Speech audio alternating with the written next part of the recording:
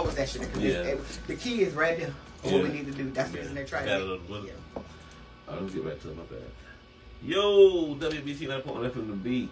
We are hanging out right here in Woke Gainesville. I have Miss Chanae Jackson Baker in the building, and we are talking about a lot of different things that happened this week. This was a very eventful week, to say the least.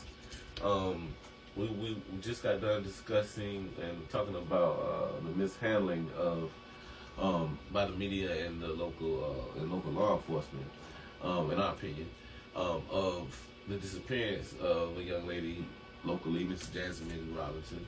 But again, there was a lot of other things that happened too this week, as well as we had a 13-year deputy with the Alachua County Sheriff's Office. He was arrested on Thursday on allegations that he had sex with a teenager multiple times over the past 3 years. His name is Mr. William Allen Arnold.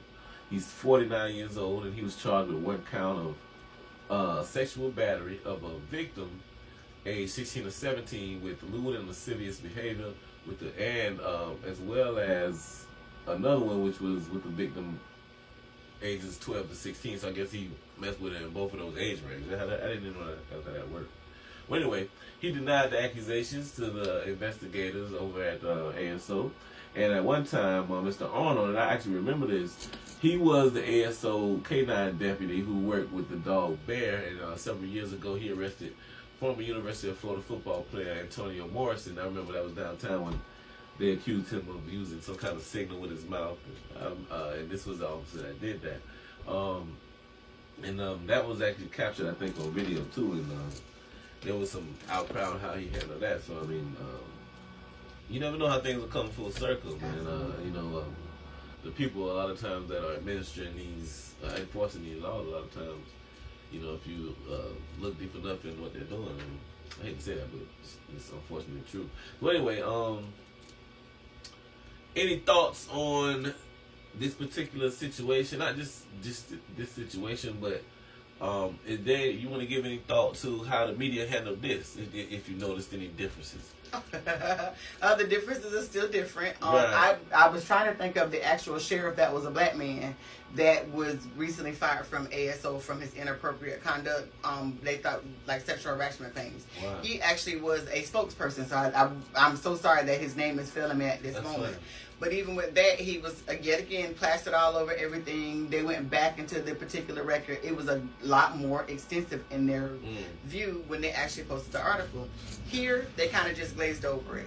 In statements, they kind of said, okay, we're going to keep it short, we're going to report it, and then we're going to kind of leave it there. Oh, yeah. I want to be clear, he is like the third officer that is either current or former ASO officer in just the last few months that's been arrested. There's been the case of the one with the domestic violence from the girlfriend from a few weeks. There was another one. This sexual battery and domestic violence, they all are the same thing. They're all about control. They have a high level, officers just in general, they have a high level of violent crimes and domestic violence. Absolutely. And that's all. One thing about it is it's all about control. Also, you're going to see higher incidences of that in a place like this where there's major racial disparities because they're so used to being in control with minorities and they're so used to doing what they can. They also, with Sheriff Darnell, she does not stand up for what's right. She stands up for that cloud of silence. And that's just, there's not another way to put it. So therefore, that's what she's going to do in order to get people to buy into her particular narrative. Wow. What I'm saying is not me just saying it. I wish I had the time and the means to actually go and pull the records of all of the officers, because you'll get to see a number of complaints and things that are filed that don't go anywhere.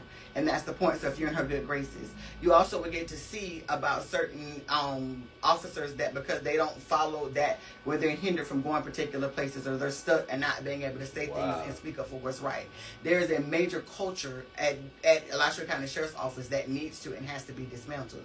The issue with that is a lot of people are afraid to speak up because Sheriff Darnell is what's called a constitutional officer. So that means she's elected into office. So the manner in which we change that is we get her out of office. So that's where we come in at. We look at all of this disparities and how we're 8.8 times more likely to be arrested. We see how we're mistreated. We see how stops go bad really, really quick because the manner in which they do things. My son always has an interesting take, not only because of what happened to him, but because all his friends are white. So he has friends that now get to see that when they get pulled over with their parents, they're not cognizant of what's going on and see just how different it is. And so then now when they're with their white friends versus their black friends and a stop happens and occurs, so they see now it's not being made up. This is actually what is true and what is real. You have a lot of great officers that are at ASO that would definitely be factors in major change, but you're gonna it's top down. So you actually have to get rid of Sheriff Darnell in order to see a lot of those particular changes. I want people to understand that the sheriff's office needs to be held to a higher level of accountability in their interactions because number one, we've elected the sheriff to choose the best people, but number two, they already have a higher position of power. So that's just like when you see like a teacher that has sex with somebody that might be 18, but they can still get in trouble, even 17, which on its face is not a crime, but because they're a teacher in a position of power, that's where that bigger burden comes in at. So what we have to do is stop sitting on the sidelines. 2020 is here. We got to stop complaining and not doing anything, but complaining and also acting. It is simple enough to actually support whoever who does it. The people that elect certain people in offices are not the people who actually show up to the polls. It's the people that don't show up to the polls. So the people who don't vote decides on who actually wins the election. Because people are elected only about 30 to 35% of the voting population. So 65% of people who are able to vote don't vote. You're never going to get the person that represents the people. And that's just one of the issues that's going on with ASO. So what he's done is not surprising, and it's not just him. There are many other officers that have done or are doing the same thing. There are many people that have reported privately where they've been pulled over and they have asked for sexual favors by a Alachua County Sheriff's Office. Wow, I've heard that. I've heard a girl. This girl was just telling me that the other day about ASO.